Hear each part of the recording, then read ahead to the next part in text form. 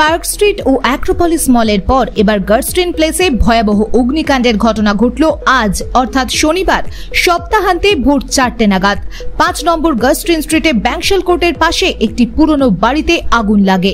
প্রথমে স্থানীয় বাসিন্দারা ওই পুরনো বাড়ি থেকে ধোঁয়া উঠতে দেখে দমকলে খবর দেন। সঙ্গে সঙ্গে ঘটনাস্থলে পৌঁছয় দমকলের 4টি ইঞ্জিন। আগুনের বেগ এতটাই তীব্র ছিল যে দমকলের আধিকারিকদের বেশ খানিকটা বেগ পেতে হয়েছে এই আগুন নিয়ন্ত্রণে আনার জন্য। এরপর ঘটনাস্থলে মোট দমকলের 6টি ইঞ্জিনের চেষ্টায় আগুন কিছুটা হলেও নিয়ন্ত্রণে এসেছে।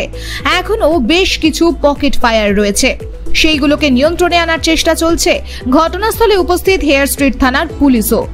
ওই বাড়িতে জনবসতি ছিল না বলেই জানা গিয়েছে। ওই বাড়িতে আইনজীবীদের চেম্বার ছিল।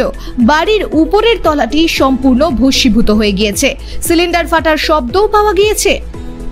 দমকলের প্রাথমিক তদন্তে অনুমান এসি থেকে শর্ট সার্কিট হয়েই আগুন লেগেছে। 3 তলার একটি এসি ইউনিট থেকে আগুন লেগেছে বলে দমকল আধিকারিকদের অনুমান। শনিবার ছুটির দিনে কিভাবে এসি চলছিল তা খতিয়ে দেখা হচ্ছে। সূত্রের খবর 45 নম্বর ওয়ার্ডের কাউন্সিলর সন্তোষ পাঠকের আদি বাড়ি এটি। তবে কেউ থাকতেন না এই বাড়িতে, অফিস হিসেবেই ভাড়া দেওয়া হতো। ফাঁকা বাড়িতে কিভাবে আগুন লাগলো?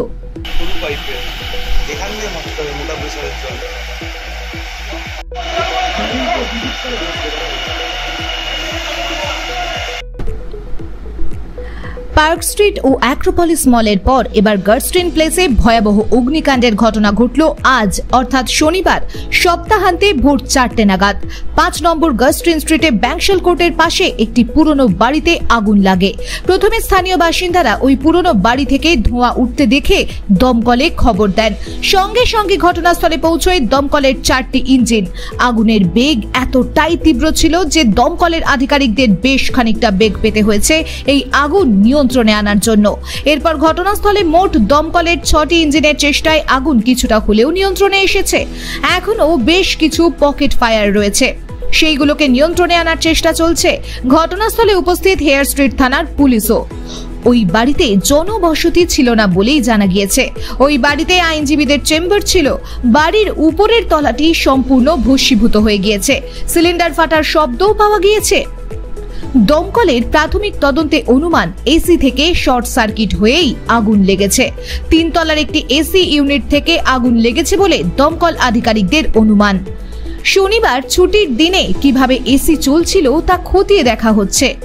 সূত্রের খবর 45 নম্বর ওয়ার্ডের কাউন্সিলর সন্তোষ পাঠকের আদি বাড়ি এটি। তবে কেউ থাকতেন না এই বাড়িতে, অফিস হিসেবেই ভাড়া দেওয়া হতো। ফাঁকা বাড়িতে কিভাবে আগুন লাগলো?